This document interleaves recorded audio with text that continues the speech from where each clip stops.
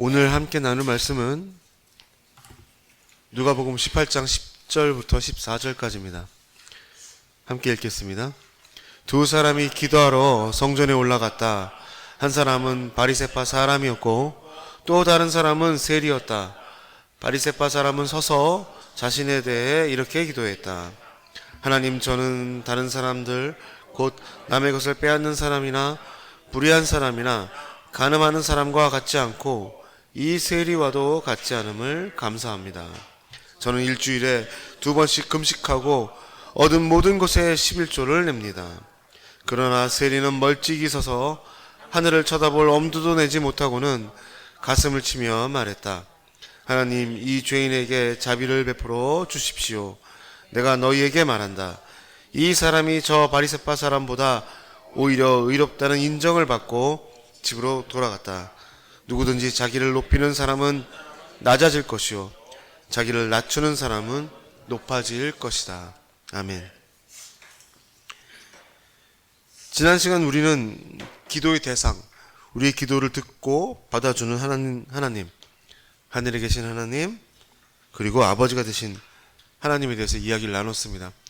기도란 특별하게 어려운 것이 아니라 그런 하나님의 품에 안겨서 하나님을 향해 끊임없이 말하는 것을 멈추지 않는 것, 그 내용, 단어, 이런 거 신경 쓰지 말고 끊임없이 주님을 마주대하고 주님께 우리 음성을 들려드리는 것, 이게 중요하다는 말씀을 드렸습니다. 그래서 기도했습니까? 매 순간마다, 매일마다. 굳이 불 끄고 무릎 꿇고 그렇게 하지 않으셔도 됩니다. 그렇게 하라고 한 적도 없죠.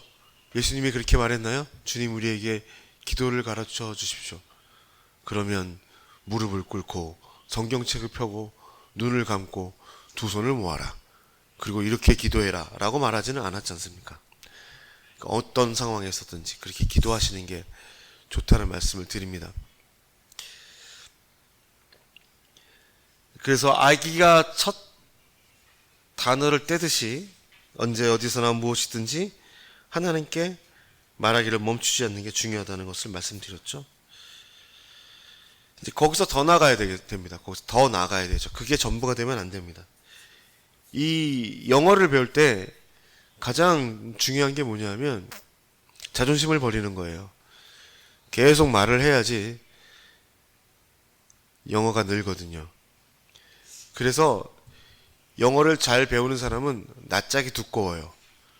앞뒤가 안 맞는 영어를 미국 사람 앞에 가서 하면 알게 되고 그 사람이 알게 되는 것을 보고 내가 또 배우게 되고 내가 또 수정하게 되고 또 그 사람이 거기에 대해서 대답하는 걸 듣고 이런 식으로 말하는 거구나를 다시 알게 되거든요. 어떤 말씀인지 아시죠? 다시 말하면 외국어가 그렇게 늘듯이 우리의 기도가 그 하나님을 향해서 끊임없이 말하기 시작하면 그 기도가 어떻게 돼요? 늘어요. 여기서 는다는 말은 하나님과 소통이 더 원활해지고 하나님과의 만남이 좀 더 우리 가운데에 뭐라 해야 될까요? 익숙해진다는 표현을 쓸게요. 익숙해진다라는 거죠. 성숙한 표현도 쓰게 되고 문장과 문법도 정확하게 됩니다. 그러니까 하나님께 말하기를 멈추지 않는다면 우리의 기도는 더 높은 단계로 나아갈 수 있고 더 높은 단계로 나아가야만 합니다. 단순히 하나님께 말을 할 줄 아는 수준의 갓난아기의 기도를 넘어선 조금 더 철이 든 아이의 기도가 되겠죠. 요때를 굉장히 조심해야 돼요. 말이 늘기 시작할 때. 이 말이 늘기 시작하면 이 말을 어떻게 하게 될까요? 말을 잘하기 시작하니까 이제 함부로 하게 돼요. 막 하게 돼요. 잘한다 이거지. 이게 문제가 생겨요. 아기가 성장하면서 자라나면서 철이 들면 제일 먼저 깨닫는 게 뭐냐면 자기 자신에 대한 겁니다. 나에 대한 겁니다. 아주 갓난아기였을 때는 세상이 자기 중심으로 돌아간다고 생각해요. 모든 사람이 나를 위해 존재한다라고 생각하죠. 그러나 아이가 한 대여섯 살이 넘어가면서 그 생각이 깨어지기 시작해요. 나는 그냥 다른 평범한 사람 중에 한 사람이었고 이 사회나 이 세계의 그냥 일부분에 지나지 않았구나라는 걸 깨닫게 되죠. 제가 5살 때 그걸 깨달았어요. 5살 때 그 느낌이 지금 너무나도 명확해요.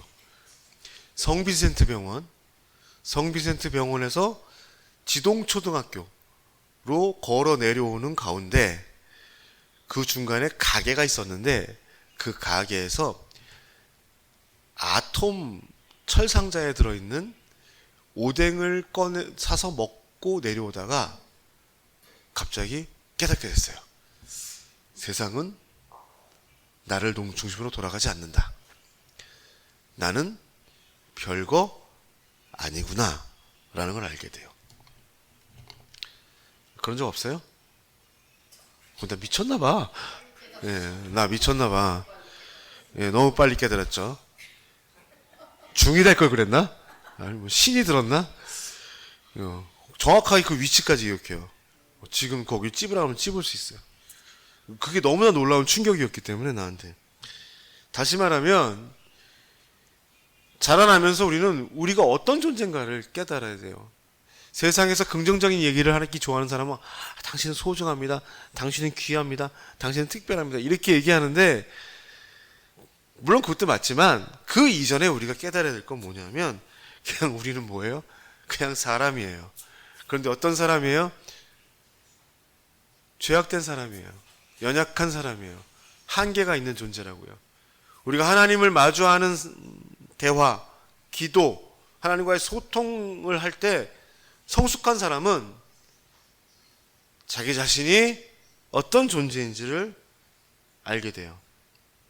기도에 있어서 우리는 완벽할 수 없어요. 우리의 기도는 완벽한 기도가 될 수가 없어요. 우리의 언어로 하나님을 완벽하게 만족시킬 수도 없어요. 그리고 우리는 언제나 응답받기를 주장하는데 솔직히 응답을 요구할 자격도 없어요. 이것을 깨닫는 게 굉장히 중요합니다. 이것이 영적 성숙의 가장 중요한 단계이고 하나님과 이야기를 나누면서 또 하나님께 기도하면서 우리가 넘어서야 될 그 첫 관문 중에 하나입니다. 오늘 이 이야기를 하려고 해요. 그래서 오늘 말씀의 제목이 사람의 기도입니다. 우리의 기도는 사람의 기도입니다. 피조물의 기도입니다. 우리는 하나님의 아들이고 딸이고 예수의 형제이고 자매입니다. 우리는 하나님과 동등한 하나님의 가족입니다. 믿으십니까? 그럼에도 불구하고 우리는 여전히 피조물입니다. 인간일 뿐입니다. 당연히 모든 것을 할 수 없고 모든 것을 알 수 없습니다. 완전할 수도 온전할 수도 없습니다. 그런 인간의 한계를 분명히 인정하는 사람만이 하나님을 진심으로 만날 수 있습니다. 성숙한 거죠. 여러분들 그 기도 열심히 하신다는 분 중에 마치 뭐 지가 뭐라도 되는 것 같이 얘기하시는 분들이 있잖아요. 내가 기도했더니 말이야. 응? 하나님 어떻게 내 기도를 안 들어줄 수 있겠어? 맞죠? 네. 또 이런 말도 최근에 옛날에 들었잖아요. 하나님 까불지 마. 까불면 나한테 죽어. 이런 식의 그 말이 틀린 건 아닌데 그게 얼마나 유치하고 수준 낮고 저질스러운 기도 중에 하나였는가를 여러분께 말씀드리는 거예요. 내가 뭐 산에 올라가서 뭐 어떻게 근데 그렇게 했더니 말이야. 그렇게 치성을 드렸더니 응? 할렐루야 하나님이 모든 기도를 다 들어주셨어요. 이런 얘기들을 많이 하잖아요. 그렇죠? 그 치성을 드린 하나님이 진짜 그 하나님인지 뭔지는 모르겠지만 우리는 하나님을 만날 수 없는 존재고 하나님과 대화할 수 없는 존재입니다. 왜냐하면 우리 피조물이니까. 바퀴벌레, 벌레 같은 사람들이라고 얘기하잖아요. 그러니까 우리는 기도를 할 때 하나님에 대한 어떤 특별한 마음가짐을 갖는 게 당연해요. 왜? 하나님이고 우리는 인간이니까. 그걸 두려움이라고 얘기하고 또 조금 더 포괄적인 말로는 경외감이라고 얘기합니다. 이사야가 하나님을 만나게 될 때 이렇게 말하죠. 내가 재앙이 있겠구나. 나는 죽게 됐구나. 나는 입술이 더러운 사람인데 입술이 더러운 사람들 사이에 내가 살고 있는데 내 눈이 왕이신 만군의 여호와를 보았으니 나는 이제 죽었구나. 이게 뭐냐면 정말 죽겠다는 표현이 아니라 그냥 무섭다는 표현이 아닙니다. 압도적으로 어마어마한 존재를 마주하며 느끼는 어떤 존경과 감격과 동시에 거기에는 두려움이 섞여 있는 어떤 감격입니다. 아시겠어요? 여러분에게 어떤 분이 아주 아름다운 꽃병이나 유리잔을 하나 선물을 했어요. 그거를 이렇게 잡으면 그게 되게 비싼 거야. 구체적인 숫자를 제시해야지 좀 마음에 화가 나시니까 그게 하나에 500억짜리라고 칩시다. 그게 존재할지 모르겠지만 그 꽃병을 어떻게 할 것 같아요? 그 꽃병을 집에 들여다 놓으면 일단 두려울 겁니다. 왜냐하면 아름답고 멋지고 값지지만 두려워요. 왜? 그게 어떻게 될까봐? 손상될까봐. 여러분들 자동차를 사잖아요. 비싼 자동차 얼마 합니까? 2, 3억씩 합니까? 벤틀리 이런 거 사면은 뭘 바꾸라고 얘기하죠? 집도 바꿔야죠. 왜냐면 그 차를 둘 만한 공간이 있어야 되니까. 거리에 세워놓으면 잠이나 제대로 잡니까? 예. 너무나 이쁘고 아름답고 비싸고 좋고 소중하지만 어때요? 그게 망가질까봐 두렵잖아요. 하나님은 물론 망가지거나 깨지는 분은 아니죠. 어떤 거냐면 우리의 잘못과 우리의 그 연약함과 우리의 부족함들이 하나님 앞에서 하나님을 대할 때 우리가 그 하나님에 대한과 어울리지 않는다라는 그 느낌, 그리고 우리의 어떤 죄악들과 우리들의 연약함이 하나님의 영광을 해칠 것 같다라는 그 느낌, 아시겠죠?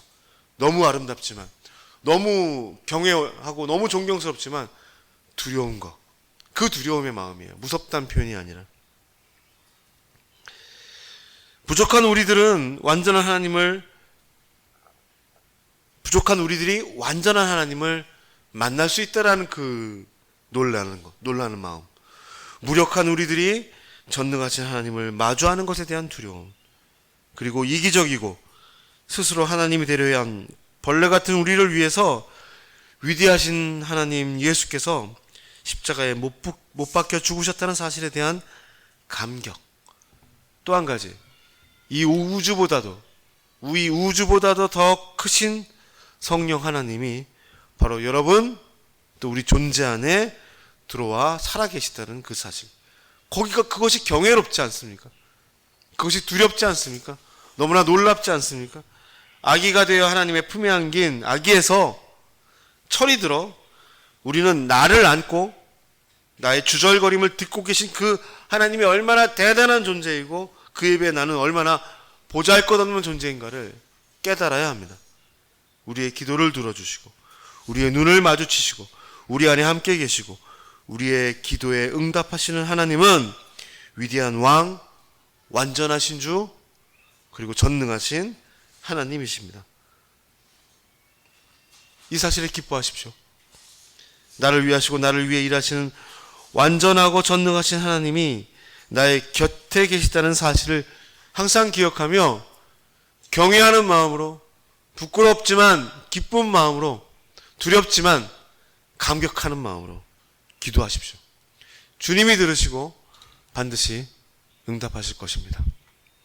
또 하나 우리들의 기도는 죄인의 기도입니다. 피조물의 기도 중에서 우리는 피조물 중에서도 인간이란 존재를 칭하는 또 하나의 타이틀이 있어요. 그것은 뭐예요? 죄인이에요.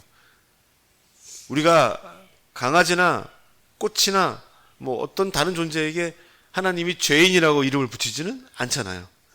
그런데 유달리 인간이라는 피조물에게는 하나님이 또 하나의 타이틀을 붙이셨어요. 죄인이에요. 근데 그게 맞아요? 하나님에 대한 경외감은 하나님을 마주하는 우리를 돌아보게 합니다. 아, 나는 피조물인데 그냥 피조물이 아니라 뭐라고요? 죄인이에요. 우리는 구원받았어요. 우리의 죄는 없고 씻어졌어요. 그럼에도 불구하고 우리는 여전히 죄인입니다. 죄의 가능성을 가지고 있죠. 죄의 근성을 아직도 가지고 있죠. 여전히 하나님이 되려고 하죠. 기도할 때도 하나님이 되려고 하잖아요. 우리가 할 수 있는 기도는요, 죄인의 기도입니다.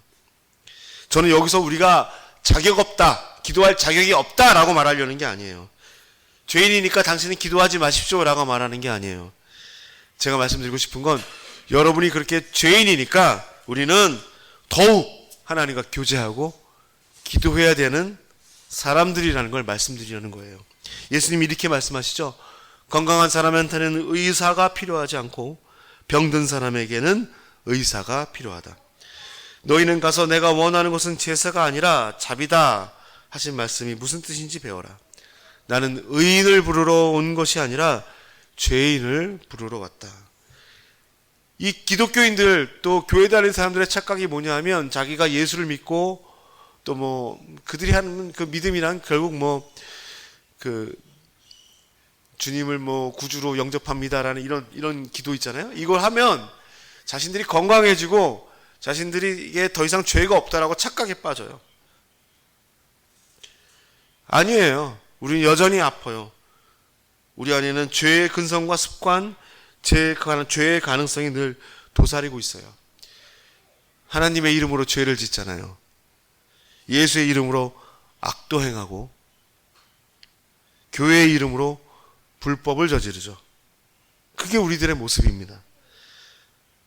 그래서 우리에게는 여전히 의사가 필요합니다. 하나님은 의로운 당신의 자녀, 건강한 당신의 자녀가 아니라 아프고 죄악된 당신의 자녀를 부르고 계십니다. 얘기하자고, 마주하자고, 함께하자고, 사랑하는 당신의 아들과 딸들에게 은혜를 주시려고 합니다. 오늘 읽었던 성경 구절에 예수님께서 비유로 두 사람에 대해서 이야기하십니다. 실제로 일어난 일이 아니라 뭐 하신 거라고요? 비유로 말씀하신 거예요. 바리새인은 하나님께 자신이 얼마나 의로운 사람인가를 끊임없이 자랑하죠. 여기서 바리새인이란 사람들로부터 존경받는 사람들입니다. 또 다른 사람들로부터 인정받는 사람들입니다. 그런데 하나님께서는 그를 인정하지 않아요. 그가 절대로 의롭고 잘했다라고 말씀하지 않으세요. 그런데 세리는요. 세리는 사회적으로 사람들에게 손가락질 받던 공식적인 죄인입니다. 이 죄인은 자신의 죄를 인정하며 하나님 앞에 가슴을 치고 통곡할 뿐입니다. 누구를 하나님께서 인정하십니까? 이 죄인을 스스로 죄인임을 깨닫고 인정하는 그 사람을 하나님께서 인정하십니다. 예수님이 하시고 싶은 말씀이 뭐냐면 겸손하라는 거예요. 하나님 앞에서 낮아지라는 거예요. 네가 누구인지 깨달으라는 거예요. 당신은 피조물일 뿐만 아니라 거기다 뭐라고요? 죄인인 피조물이라는 걸 깨달으라는 것입니다. 그리고 또 한 가지 생각해 보세요. 우리들이 정말 생각해 보세요. 여러분에게 스스로 물어보세요. 그렇다면 여러분 자신을 정말 죄인이라고 생각합니까? 죄인이라고 생각한다면 그 사람은 진짜 하나님을 찾을 수밖에 없어요. 자신에게는 악을 이길 아무런 힘도 없음을 인정하기 때문이고, 자신이 그 악을 제거할 방법도 없고 그런 악으로부터 나를 구원할 수 있는 사람은 하나님의 은총과 은혜밖에 없음을 알고 있기 때문입니다. 당연히 죄인은 날마다 하나님과의 교제, 하나님과의 기도를 갈급해야 합니다. 왜냐하면 하나님께 은혜받고 용납받고 용서받을 수 있는 길은, 유일한 길은 그 기도라는 방법밖에 없는 거잖아요. 아니에요? 봉사로 여러분의 죄를 사함받습니까? 헌금으로 여러분의 죄를 사함받습니까? 예배 출석으로 여러분의 죄를 사함받는다고 받을 수 있습니까? 아니요.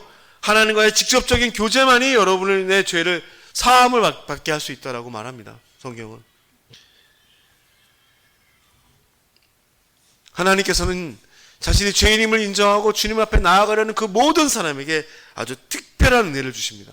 그 특별한 은혜란 내가 저지른 죄, 저지르지 않은 죄를 용서하는 것을 넘어섭니다. 그 용서에는 더 큰 의미가 있어요.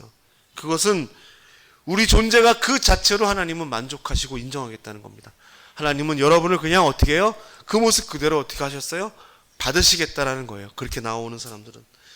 우리라는 그 존재, 그 모습 그대로 하나님은 기뻐하세요. 뭘 더 하든지, 뭘 더 안 하든지, 뭘 잘하든지, 뭘 못하든지를 떠나서 내가 죄인임을 인정하며 하나님 앞에 나와 하나님께 기도하고 하나님과 대화하기 원하는 그 사람을 그냥 기뻐하세요.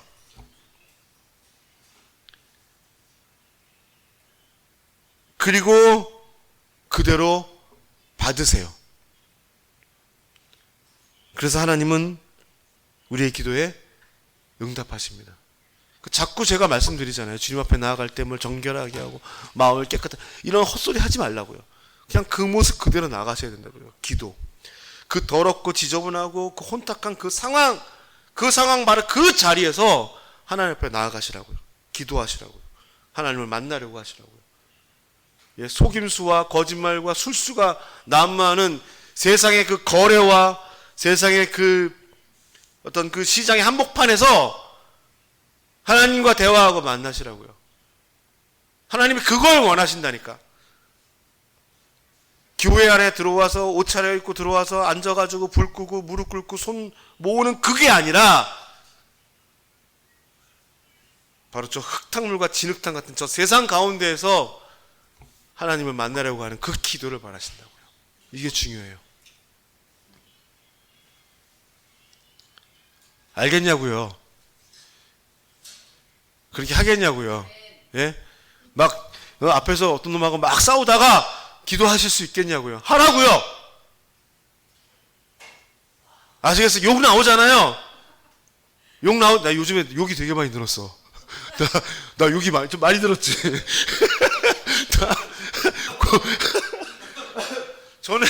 전에 그거 할 때는 욕을 하면 안 돼. 그 사람들한테 정확하게 상황을 전달해야 되니까. 지금은 이 관리자를 하니까 욕이 늘었어. 큰일 났다. 욕이 없어. 거기서 기도하라고요. 제가 고개를 끄덕거리는데. 제 아내한테도 지적받았어요. 욕하지 말라고. 조심해야 될 것 같아요.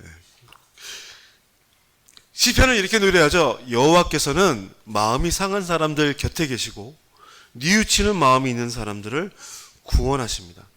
하나님께서는 죄인의 기도를 듣고 그 죄인을 구원하십니다. 여러분이 구원이란 단어를 볼 때, 만날 때 항상 우리는 구원을 어디로만 가냐면 예수님의 십자가를 내가 믿고 내가 내 영혼과 내 몸이 하나님의 자녀가 됐다. 이걸 구원으로 보는데, 구약성경에서 이 구원이란 어쩌면 구체적인 악으로부터의 그 사람을 끄집어내는 걸 얘기합니다. 죄악된 행동으로부터 이 사람을 꺼집어내는 걸 이야기합니다. 그러니까 다시 말하면 그 죄인을 존재 그 자체를 변화시키는 걸 얘기해요. 인격을 변화시키고 생각을 변화시키고 행동을 변화시키는 내용을 말하는 거라고요. 아시겠어요? 그러니까 우리들이 가지고 있는 구원의 개념은 굉장히 영적이에요. 너무나 영적이에요. 죽어서 그냥 하나님 품으로 가는 정도의 구원. 맞죠? 그게 아니라 우리 존재 자체를 변화시키는 구원을 얘기해요. 성경에서는 무조건. 그런데 이것을 이루는 방법이 뭐냐면 하나님과의 관계고 하나님과의 만남이고 결국은 기도라는 거예요. 이게 신비한 겁니다. 저도 설명할 수가 없어요. 로마서는 이렇게 말합니다. 성령께서도 우리의 연약함을 도와주십니다. 우리가 마땅히 무엇을 기도해야 할지 알지 못하지만 오직 성령께서 친히 말로 할 수 없는 탄식으로 우리를 위해 간구하십니다. 마음을 살피시는 분께서 하나님이죠. 성령의 생각이 무엇인지 아십니다. 이는 성령께서 하나님의 뜻을 따라 성도를 위해 간구하시기 때문입니다. 여러분 안에 성령 하나님이 계십니다. 그리고 그 하나님이 하나님과 아버지 하나님과 우리의 만남을 인도하십니다. 그리고 그런 기도를 통해 우리는 아버지 하나님과 대화하고 사귀고 또 그것을 이어가고 아들 예수 그리스도, 예수 하나님과 함께하게 합니다. 성령, 성부, 성자와 연합하게 됩니다. 연합이 끝이 아니에요. 최종적으로 기도를 통한 하나님과의 연합은 우리를 신비하게 변화시킵니다. 우리의 마음과 우리의 생각과 느낌과 행동을 하나님과 같이 변화시킵니다. 굉장히 중요합니다. 바울은 빌립보 교회에서 이렇게 격려하죠. 아무것도 염려하지 말고 오직 모든 일에 기도와 간구로 여러분이 구할 것을 하나님께 감사함으로 아뢰십시오. 여기까지가 우리들은 초점을 맞추는데 그 뒤에가 굉장히 중요하죠. 그러면 모든 생각을 뛰어넘는 하나님의 평강이 그리스도 예수 안에서 여러분의 마음과 생각을 지켜주실 것입니다. 기도를 통한 하나님과의 연합을 통해 우리는 마음과 생각의 행동의 변화를 얻게 됩니다. 우리는 사람의 일을 버리고 하나님의 일을 생각하게 되고 악한 일을 버리고 선한 일에 마음을 품게 되고 죄악을 분별하고 바른 선택을 하는 능력을 갖게 됩니다. 즉 하나님께서는 기도를 통해 기도하는 죄인을 변화시키십니다. 이게 축복입니다. 기도를 많이 한 사람은 누굴 닮아 있어야 돼요? 하나님과 예수님을 닮아 있어야 돼요. 그런 사람은 별로 본 적이 없어요. 기도 응답은 많이 받은 사람들은 많은데 그렇게 변화된 사람은 본 적이 별로 없는 것 같아요. 이 축복, 이 은혜가 바로 우리의 것입니다. 매 순간, 매 시간의 기도를 통해서 저와 여러분은 하나님과 같이 되고 하나님과 하나가 됩니다. 이 축복, 이 은혜를 누리는 저와 여러분 되기를 간절히 축원합니다. 요한 칼빈은 기독교 강요에서 기도는 믿음의 최상의 실천이며 우리는 이것을 통해 날마다 하나님의 은혜를 받는다라고 말합니다. 하나님께서는 기도를 통해 부족하고 죄악된 우리들에게 특별한 은혜를 허락하시고 은총을 베푸십니다. 저와 여러분은 무엇입니까? 연약한 인간입니다. 들풀이고 안개입니다. 아프고 지치고 낙심하고 쓰러지고 넘어지고 화내고 싸우는 그런 인간일 뿐입니다. 우리는 무엇입니까? 죄를 짓고 죄를 지을 수밖에 없는 죄인입니다.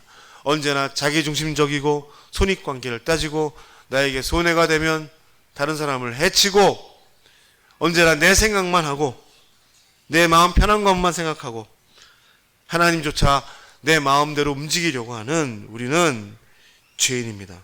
그런 우리가 완전하고 전능하신 하나님 앞에 당당하게 나아가서 그분의 품에 안겨 그분을 마주하고 우리의 말을 전하고 우리의 간구와 우리의 주장을 할 수 있습니다. 우리의 부끄러움, 그것이 어쩌면 우리의 부끄러움이며 동시에 우리의 특권입니다. 하나님은 그런 사람의 기도, 그런 피조물의 기도, 그런 죄인의 기도를 기쁘게 받으시고 은혜를 베푸십니다. 불완전한 우리를 완전한 하나님께서 돌보시는 은혜를 베푸시고 무력한 우리를 전능하신 그분이 입히시고 키우시는 은혜를 베푸시고 죄악되고 흠이 많은 우리를 하나님께서 인정하시고 기뻐하시고 받으시는 은혜를 베푸시며 최종적으로 기도를 통해서 당신과 같은 존재로 우리를 변화시키는 은혜를 베푸십니다. 그렇게 하나님께서는 사람의 기도를 하나님의 기도로 들으시고 죄인의 기도를 의인의 기도로 받으시고 땅의 기도를 하늘의 기도로 변화시키십니다. 그러니까 겸손하게 낮아지는 마음으로 언제든지 어디서든지 무슨 일을 저질렀든지 기도하십시오. 하나님을 경외하는 마음으로 죄인으로 하나님 앞에 겸손한 모습으로 여러분의 모든 것들을 그냥 다 아뢰십시오. 하나님께서 선한 것으로 반드시 응답하실 것입니다. 이런 기도의 은혜를 누리는 저와 여러분 되기를 간절히 축원합니다. 기도하겠습니다.